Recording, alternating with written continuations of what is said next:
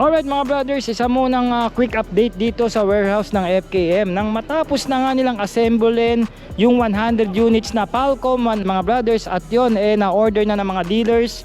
This time around mga brothers, nakapasok o nakasala ngayon ang Labi 150, ang classic scooter ng FKM mga brothers. Ayan na po, no, makikita nyo naman dito na hindi gumagalaw yung conveyor. Ayan. At make sure po na sinisigurado nila yung kanilang assembly rito na maayos at hindi minamadali, no. Ito alam ko na order na rin ito, at ito nabili na ng mga dealers, no. Ayan, yung iba dito pupunta pa rito para kunin ng unit dahil atat na. So ngayon nakapila ngayon is white. Nandito ngayon yan sa conveyor, and then meron sila rito nga finished product na gloss red na Labi. Yan, isa ito sa gusto kong kulay Itong kulay na to, I guess masasabi ko na pambabae talaga. Ayan, no. Oh, di ba ito?